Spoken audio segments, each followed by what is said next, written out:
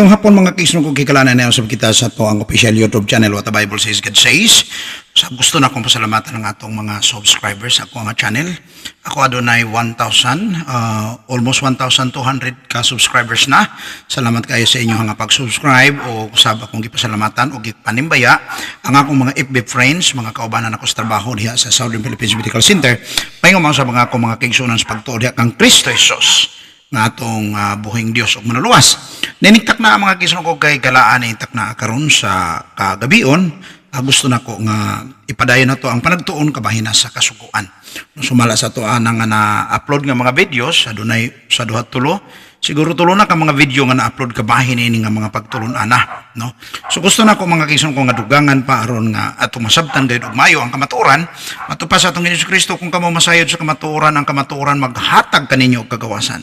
So mo ni siya ang ultimate na ito nga purpose mga kaigsoon ko gigalaan nga ito masangyaw gayud ang kamatuoran. Ngadto sa daghanang pang mga katawhan para nga daghan pa kanato ang makabaton usab og kagawasan. Nili kini kagawasan nga unsa kagawasan gikan sa tanang sayop ug hiwi nga pagtulon-an labaw sa tanan og kagawasan o kalingkawasan gikan sa tino nga pagkahinukman nato sa silot dito sa linaw nga kalayo kana kun di nato madasabtan, di nato madawat o di nato mabatunan. Mga kaigsunan ko ang kamatuoran nga mao mga pagtulunan sa ato Hesus Kristo nagitulo ni bala ang kasulatan sumala sa mabasa nato sa Biblia. So karon po na mga kaigsunan ko gahigalaan atong ipadayon ang panagtuon nato kabahina sa kasuguan sa kunang gikaingon ang kasuguan. No, kini siya ang actually series nato so, nga mga lessons para kini siya sa ato ang mga kaigsuonan nga Adventista, no. Ako nasayod nga doon na tayo mga kailang mga nag-follow sa mga pagtulunan nga gitudlo ni Ellen G. White, no, sa mao nga pundador sa mao nga sikta. O nga kini nga lessons ako nang gikaingon opportunity kini para kaninyo mga kaigsunan ko kigalaan nga inyong mabalanse ang kamatuoran kay importante yung gyud nga atong masabtan ang kamatuoran. Okay, kung maghisgot ta og napulo ka kasugoan mga kaigsunan ko kigalaan, of course mao kadtong mabasa nato sa Exodus kapitulo 20. No 1:3 ngadto sa bersikulo 14 ba ni? Basa nato sa Exodus kapitulo 20. Magsugod ni siya mga kaigsunan ko gigalaan sa 3 ngadto sa 17. Okay? O gitawag kini siya nga 10 commandments or principal nga commandments or laws nga gihatag sa Dios mismo no ngadto kay Moises. Magisulat dito sa maong papan ng mga bato. Okay, mga kaigsunan ko, o gisubli usab kini dito sa Deuteronomio kapitulo 5, bersikulo 1 ngadto sa 14. Ni Moises mga kaigsunan ko sa dihang reiterate na usab kini niya atubangan sa katawhan nga mga Israelitas para nga ilang mahinumduman ang mga kasuguan nga gihatag sa Dios ngadto kanila nga mga Hudeo. So ato nasayran mga kaigsunan ko sa atong previous nga panagtuon nga ang maong kasuguan intended lang gyud ni siya, no. This is especially for the children of Israelites, no. Sumala sa Malakias 4 bersikulo 4 ato ni siyang sublion sa pagbasa mga kaigsunan ko as a reminders. 4:4 sa Malakias mao kini gingon sa pulong sa Dios, sinodumi ninyo ang kasugoan ni Moises nga akong alagad, nga akong gisugo kaniya didto sa Horeb alang sa tibuok Israel, bisan pa man ang kabalaoranan og ang mga tulumanon. So ang kabalaoranan og mga tulumanon mga kaigsunan ko ug ang mga kasuguan matupad dinhi sa akong gibasa alang kini sa tibuok nga Israel. Litra por litra gina atong nabasa, no. Akong gisugo kaniya didto sa Horeb alang sa tibuok Israel. So sa diyang gi-reiterate ni mga kaigsunan ko gigalaan ni Moises dito sa katilingban sa mga Israelita samtang sila didto na sa kamingawan. Mga kaigsunan ko, ingon ini ang iyang giingon. Deuteronomio kapitulo 5, 1 ngadto sa 3. Og mitawag si Moises ngadto sa tibuok Israel og miingon kanila, patalinghog ka o Israel sa kabalaoranan og sa mga tulumanon nga akong igasaysay sa inyong mga igdulungog niining adlaw aron magtuon kamo niini og magbantay aron sa pagbuhat kanila. Bersikulo 2 matupad ni Moises, si Jehova nga atong Dios nagbuhat og tugon kanato dito sa Horeb. Dili sa atong mga amahan gibuhat ni Jehova kini nga tugon kundili kanato bisan kanato nga tanan nga ani adinhi nga mga buhi pa niining adlaw karon. So klaro og tataw mga kaigsunan ko nga ang maong kabalaoranan ug ang maong kasuguan gihatag sa Dios alang sa mga Hudiyo o alang sa mga anak ni Israel, alang sa mga Israelitas. Matod pa din ni Moises, wala kini gihatag nga tugon sa Dios ngadto sa atong mga amahan, no? Kundili gibuhat niya kini alang kanato karon. Bisan kanato nga tanan nga ania dinhi nga mga buhi ni ining adlawa. So klaro kayo mga kaigsunan ko, bisa kung saon ni nato pag likwa-likwa, bisa kung saon nato ni og balik-balik og basa, wa gyud laing kahulugan. Ang kahulugan mao, ang Dios mo'y naghatag sa kasuguan ug ang gihatagan mga Hudiyo, mga kaigsunan ko kigalaan. Og dili ni siya mga Hudiyo sa una nga panahon pa kay kanila, og dili usab Hudiyo alang sa umalabot pang henerasyon, kundi mga Hudiyo nga buhi pa ni adtong panahon na matud pa ni Moises. Sa atong gibasa karon dinhi mga kaigsunan ko, dili sa atong mga amahan gibuhat ni Jehova kini nga tugon, kundi kanato bisan kanato nga tanan nga ani adinhi nga mga buhi pa ni ining adlaw. So para ragid kanila, kini nga kabalaoranan mga kaigsunan ko is alang kanila ni adtong higayuna lamang ra. O kini siya wala magpadayon mga kaigsunan ko unya sunahan ato kini siyang pagahisgutan. Angayan bang mo pailalom ang mga Kristohanon nining maong kasuguan mga kaigsunan ko. Ato man ni siyang nahisgutan sa previous nato ang mga lessons, dunay akong gi-share dito nga 7 reasons ngano nga dili nang ayantang magpailalom sa maong kasuguan. So nining takna karon adunay lain pa nga mga hinungdan mga kaigsunan ko nga akong ihatag kaninyo kung ngano nga dili na gyud angayan ang Kristohanon magpailalom pa nining maong mga kasuguan sa daang tugon mga kaigsunan ko kigalan. Hebrehanon City 12. Kini nga pasahi sa kasulatan mga kaigsunan ko ako na ni siyang nabasa apan gusto na kong sublihon lanto sa pagbasa nining takna karon sa panagtuon. Hebrehanon 7 versikulo 12. Okay. Ako masahon mga igsoon, may ginang mabasa ginato dili kay magkapitulo ba bersikulo laway ta diri no, kundi atog yung mabasa litra por litra. City 12 akong utrohon. Kay kon aduna may pag-ilis sa pagkasaserdote, no? Kinahanglan usab adunay pag-ilis sa kasuguan. Mo kini mga kisong kong gisgutan ni Apostol Pablo. Nagisgot siya kay ang Kristo nga umalabot nga saserdote nga maoy mo ilis mga kaigsunan ko kang libi o mga kaliwatan ni Libay. Nga maoy mga libi maoy mga saserdote sa ilang kapanahon kaniadto sa daang tugon.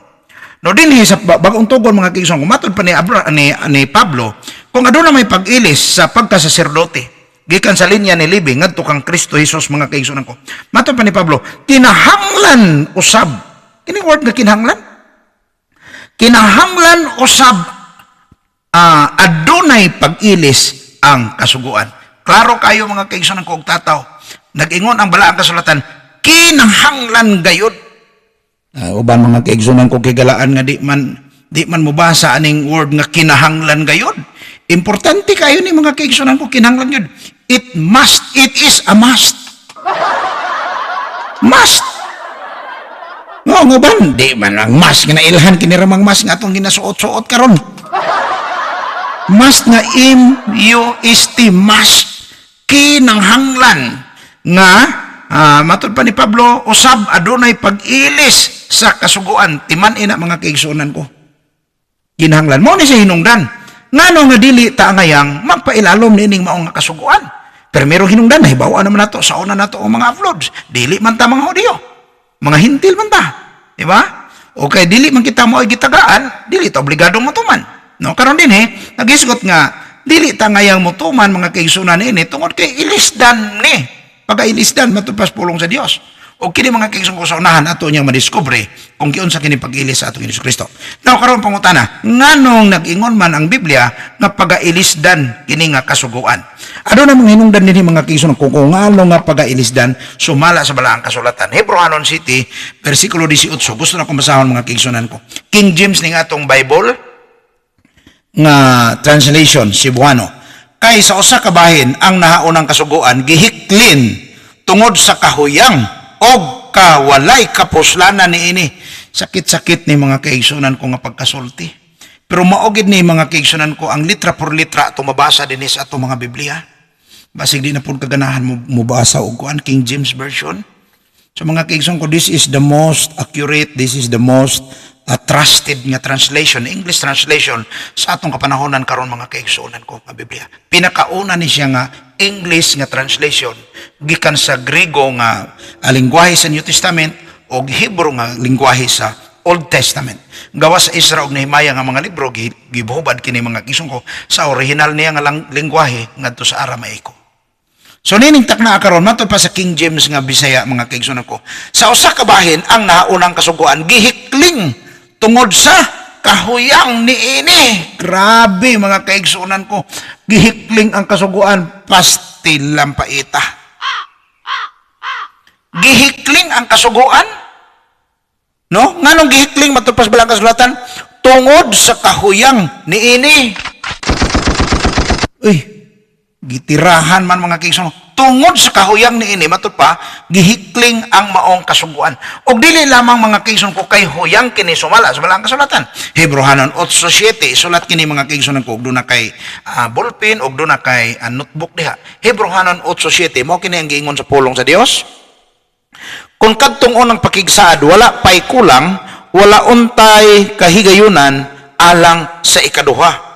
So adunay kulang gihapon mga kaigsuonan ko sumala sa balaang kasulatan. Mao day nga huyang ni dito sa kapitulo 7 bersikulo 18. Huyang tungod kay aduna kini siya'y mga kulang Hebrehanon 8 bersikulo 7. Mga kaigsuonan ko. Og another nga description mga kaigsuonan ko niining maong daan nga pakigsaad uban na didto ang mga kasuguan mga kaigsuonan ko. Actually, ang mga Hudiyo aduna sila gitawag nga directives gikan sa kang Moises nga gikan usab sa Dios gisugo ngadto kanila nga 603 ka buok plus atong i-plus ning 10 ka principal o major nga commandments. So ang tanan-tanan is 613 mga kaigsuonan ko ka mga balaod nun ang anaa sa mga Hudiyo. So bisan sa pagkadaghan niini mga kaigsuonan ko nakaplagan paghihapon nga adunay kulang ug tungod kay adunay kulang huyang mga kaigsuonan ko nga matud pa sa 8:13 sa Hebrehanon mga kaigsuonan ko dugang description niini sa iyang paghisgot og bag-ong pakigsaad giisip niya ang naunang pakigsaad ingon nga kinaraan na og bisan unsay kinaraan na og tigulang na kana hapit na mahanaw. So klaro og tataw mga kaigsuonan ko litra por litra ang Biblia nagahisgot sa daan nga kasabutan o ba na dito ang napulo ka mga kasuguan mga kaigsuonan ko principal nga mga kasuguan ingon nga kinaraan na tigulang na o nya dili hapit na kini matud pa dire hapit na kini mahanaw mao ba gingon dinhi correct kana hapit na mahanaw matud pa sa bersikulo 13 kapitulo 8 sa Hebrehanon. Dugang paniini mga kaigsuonan ngano nga kinipulihan Hebrehanon 7:19 atras lang ta mga kaigsuonan ko gamay 7:19 sa Hebrehanon mao kini gingon sa pulong sa Dios kay walay mahimong hingpit pinaagi sa kasuguan og sa laing bahin gikapasulod ang usa kalabi pa ka maayong paglaom nga pinaagi nini makaduol na kita sa Dios. So dili daw matupad makapahingpit no ang pagbantay sa kasuguan matupas bala ang kasulatan dili makapahingpit. In short, prueba mga kaigsuonan ko nga ang pagbantay sa kasuguan bisan pag mabantayan matuman nimo na tanan dili gayud na kanimo makapahingpit. Prueba Mateo kapitulo 19 bersikulo 16 ngadto sa 21 akong paspason og basa mga kaigsuonan. Og tanawa miduol kaniya ang usa ka tawo nga nagaingon magtutudloon sabay maayong buhaton ko aron ako makapanag-iya sa kinabuhing dayon. Bersikulo 17 kaniya mitubag siya nga nagaingon nganong mangutana ikaw kanako mahitungod sa maayo. Adunay usa lamang ka maayo kung gusto kang mosulod sa kinabuhi bantay ang mga sugo. Bersikulo 18 mga kaigsuonan. Kaniya nangutana siya hain man niini og si Jesus miingon ayaw pagbuno, ayaw pag panapaw, ayaw pagpangawat, ayaw pagsaksig bakak. Tumahod ka sa imong amahan o sa imong inahan o higugma ang imong silingan sama sa imong kaugalingon. Ang lalaking batan-on mingon kaniya, kanang tanan ako nang gibantayan. Take note, unsay giingon mga kaigsuonan ko sa batan-on? Kanang tanan ako nang gibantayan. Unsay tubag sa atong Ginoo mga kaigsuonan ko bersikulo 21. Kaniya mitubag si Jesus nga nag-ingon, kung buot ikaw mamahingpit, lumakaw ka, ibaligya ang imong kabtangan ug ang halin ini ihatag nato sa mga kabos.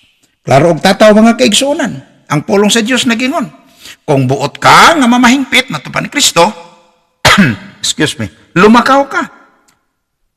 So klaro og tataw mga kaigsuonan ko ang pulong sa Dios nag-ingon nga dili gayud makapahingpit kanato ang pagbantay o ang pagtuman mga kaigsuonan ko sa maong mga kasuguan. Labaw sa tanan mga kaigsuonan ko kay dili man makapahingpit kini kanato. Galasya kapitulo 3 bersikulo 11 mo kini ang pinakapait mga kaigsuonan ko kigalaan sa maong pagbantay-bantay nato og mga kasuguan.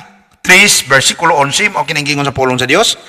Kay karon tataw nga walay tao nga pagamatarongon sa tubangan sa Dios pinasikad pinaagi sa kasuguan. Kay mabuhi ang matarong pinaagi sa pagtuo. Ug dili pinaagi sa pagbantay sa kasuguan. No, dili mamatarong ang tao. Dili mamahingpit, dili mamatarong. Nganong dili man ni makapamatarong kanato? Dili makapahingpit kanato tungod kay tigulang na. Tungod kay kinaraan na. Tungod kay adunay kulang.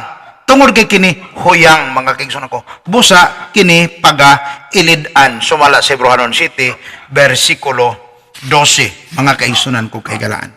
Now, padayon ta. Tungod ni nga hinungdan, ang atong Ginoong Hesus mga kaigsuonan ko, samtang dinhi siya nagministeryo sa kalibutan. No?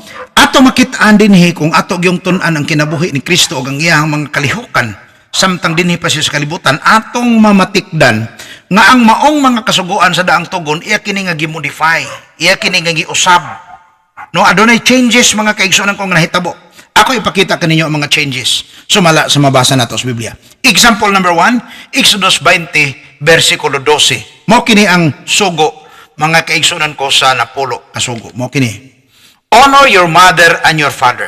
Mao kana dito ang nag-ingon ng napulo kasugo. Unsa ning Bisaya sa honor? Tahora ang imong amahan o ang imong inahan. Tanawa giun sa pagmodify ni Christ mga kaigsuonan ko dinhi sa New Testament time. 1 Peter 2 verse 17 isulat. 1 Pedro 2:17 tahora ang tanang tao. Okay?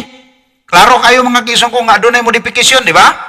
Dito ang ipatahod ang imong amahan o ang imong inahan.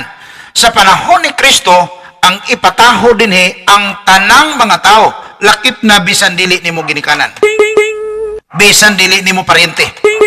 Bisan dili nimo kaila. Basta tao, tahora siya. Amen? Mo kini gingon tahora ang tanang tao. Way labot dinhi mga kaigsuonan ko ang mga animal. Mga tao ra gid ang ipatahod sumala sa kasuguan. Okay, ikaduha nga modification mga kaigsuonan ko. Another law mga kaigsuonan from the Old Testament. Leviticus 19 versikulo 18. Ato ni siyang mabasa. Love thy neighbor. Matud pa sa atong Ginoong Hesus. Higugmaa ang imuhang silingan. Sa time ni Christ mga kaigsuonan ko, giunsa niya ni pag-usab. Matthew 5:43 gusto na ko nga basahon ako ni mga kaigsuonan ko para nga di mo makaingon nga nagtumo-tumo lang ko diri ako ang gusto. 43 ngadto sa 44 mo kining kaingon sa pulong sa Dios. Kamo nakadungog na nga nagaingon. Higugma ang imong silingan ug dumte ang imong kaaway. Apan magaingon ako kaninyo, higugmaan ninyo ang inyong kaaway ug pag-ampo kamo sa mga nagalutos kaninyo. Dito sa daang tugon ang ipahigugma ang silingan ra. No? Mao ba to? Oh, mao. Dinhi sa bagong tugon mga kaigsuonan ko, ang ipahigugma hasta na ang atong mga kaaway. Kasagaran ra ba natong kaaway ato mga silingan? Tunong gihapon higugma ang imong silingan kay nga atong kaaway nga atong mga silingan. Bisag din nimo silingan basta ang kaaway nag-ingon ang Biblia, ipahigugma na gyud mga kaigsuonan ko bagong tugon. So nakita ninyo ang murag ipalapad ni Kristo mga kaigsuonan ko. Murag ipadako ni Kristo. Murag iyang gipa-expand, no? Ang maong limitadong sugo sa daang tugon, iyang gipa-expand kini dinhi sa bagong tugon na. Sa daan ang ipatahod mga ginikanan ra. Sa bagong tugon ang ipatahod tanang tao. Sa daan ang ipahigugma ang silingan ra. Sa bago ang ipahigugma lakip na ang matong mga kaaway mga kaigsuonan ko sumala pa ni Kristo. Another modification mga kaigsuonan ko sa napulo kasugo. Exodus kapitulo 20 versikulo 13. Unsa may giingon dito mga kaigsoon ko usas mga napulo ka sugo. 23 sa Exodus nagingon, thou shall not kill. Dili ka magpatay. Giunsa ni pagmodify ni Christ mga kaigsoon ko 1 Juan 3:15. Mato pa ni Kristo, whosoever hateth his brother is a murderer. Sa to pa, mato pa, bisan kinsa nga nagdumot sa iyahang igsuon, siya mamumuno. Sa daang tugon, mamumuno ka kung patyo nimo ang tao kanang kuhaan nimo kinabuhi ba? Imo ba kang putlag ulo? Imo ba kang barilon? Basta patay gid siya, wala na gininhawa. Bawal na siya mga kaigsunan ko sa daang tugon. Dinhi sa bagong tugon mga kaigsunan ko ang pagpatay. Igo lang kang nagdumot, nakapatay na ka mga kaigsunan ko kay kalaan sa time ni Christ.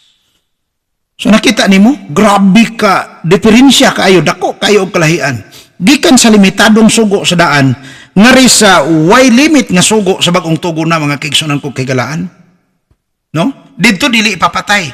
How about kung na ako'y kalaban, magkita ming duha, magsugat mis karsada, kulataho na ko siya sakto-sakto, pero di na ko patyon mga kaigsunan ko. Sumalas na pulo kasugo sa daang tugon, wala pa ko nakasala. Kaya ang sala mga kaigsunan ko, sumalas balang kasulatan, mo man ang paglapas sa sugo. Ang sugo nagingon dili ka magpatay. Karon kay wa man ako gipatay, ako ramang yung gikulata og sakto-sakto mga kaigsunan ko kay kalaan. So wala pa ko nakasala. Pero dinhi sa New Testament mga kaigsunan ko, igo ra kang magdumot sa imong isig katao, mamumuno na kamatod pa sa atong Ginoong Hesukristo. So sa ato padako kay kalahian, no? Last mga kaigsunan ko, but not the least, no? Tungod sa ato ang time constraint mga kaigsunan ko, kulabos ta sa atong oras, di ta pwede magdugay kay nga atong memory gamay. So last nga example mga kaigsunan ko sa modification ni Christ, Exodus kapitulo 20 bersikulo 14. Unsa may giingon dito mga kaigsunan ko sa pulong sa Ginoo, thou shall not commit adultery. Dili ka manapaw. Mao na giingon sa daang tugon. Ang pagpanapaw mga kaigsunan ko, mao gayud ang pagsapaw lalaki ngadto sa babae or babae ngadto sa lalaki. Unya dayon na aktuhan na ay mga testigo, pagpanapaw ang kaso ni ana sa daang tugon. Pero sa bagong tugon mga kaigsunan ko kay galaan, gusto nako ni nga basahon gyapon kaninyo mga kaigsunan ko para nga di mo makaingon na nagtumo-tumo ko diri, no? 5:28 sa Mateo. Tanawa ra gud ninyo kung unsay giingon sa atong Ginoong Hesukristo. Apan sultihan ko kamo nga bisan kadtong magatan-aw sa babae uban sa pagkaibog kaniya, nakapanapaw na siya diha sulod sa iyang kaugalingong kasing-kasing. Sa daang tugon, kinahanglan gyud nimong tirahan ang babae. Kinahanglan gyud nimong sapawan, kinahanglan gyud nimong babahan ang babae. Nya nakapanapaw ka mga kaigsunan ko kay kalaan.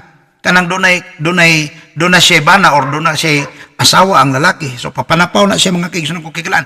Sa bagong tugon, matud pa sa Surigao adjar ka suyong nan isa ka bahaji.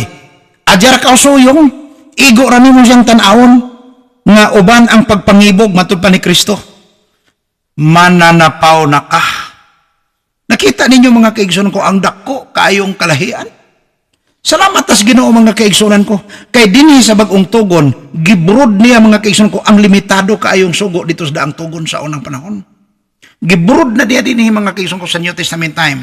So dinhi igo lang kang mutan-aw sa babae nga uban ang pangibog matud pa ni Kristo, mananapaw na ka. Now, dili lang mga si Kristo nagmodify sa law, kundi nagsolidify usab siya sa law mga kaigsunan ko. Sumala sa Mateo 28:34. Gusto na ko basahon gyapon ni mga kaigsunan ko kigalaan para nga dili mo makaingon nagtumo-tumo ko diri sulti, no? Mateo kapitulo 22, bersikulo 34, mo kiningingon sa pulong sa Dios.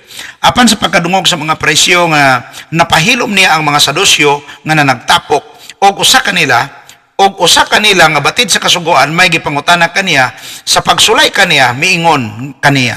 Magtutudlo unsa man ang dakong sugo sa kasugoan.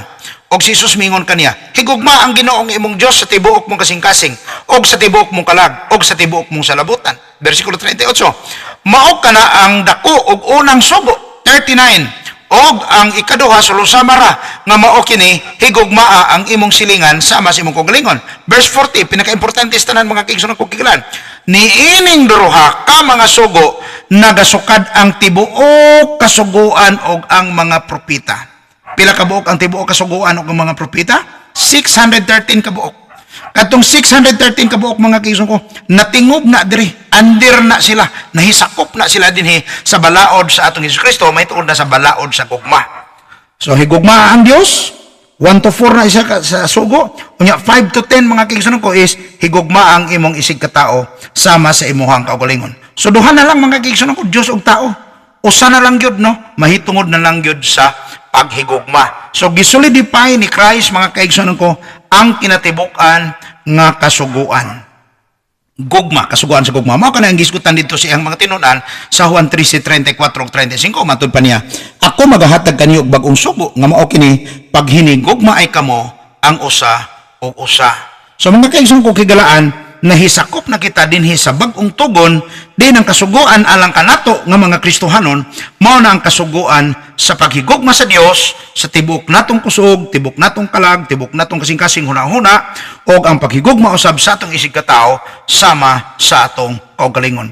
O kini nga pagpamatuod sa atong Ginoong Kristo mga kaigsoon ko kigalaan, gipamatud-an usab kini, gisuportahan usab kini sa panahon na ni Apostol Pablo. So mala sa Roma 13 9 ngadto sa 10. Atong basahon mga kaigsoon kuha na si Christ sa dihang nakabig si Saulo kanhi nga nahimong Apostol Pablo no sa atong Ginoo. O sa dihang nakabig na siya mga kaigsoon ko iya usab kini nga gipamatud-an mga kaigsoon ko kigalaan. Sumala sa Roma 13 9 ngadto sa 10. Gusto nako nga akong basahon 9 ngadto sa 10 mao kini ingon ni Pablo. Ang mga sugo nga nagaingon ayaw pagpanapaw, ayaw pagpatay, ayaw pagpangawat, ayaw pagkaibog, o bisan unsa pa nga sugo, kini nalangkob diha sa mga pulong nga nagaingon, higugma ang imong silingan ingon sa imong kaugalingon, ang gugma dili mahimo og dautan ngadto sa iyang silingan, busa ang gugma mao ang katumanan sa kasuguan. So basig mo yung nga, pwede na dayta mo patay, pwede na dayta mangawat, pwede na dayta manapaw, pwede na dayta magsaksig bakak, pwede na day mo na dili sa pwede mga kismo. Kay dinhi sa to mas bugat ning ato gani noon, no? Kay kasuguan ni siya sa gugma, no? Ang gugma mga kismo dili ni siya mobuhat og dautan ngadto sa iyang isig katao.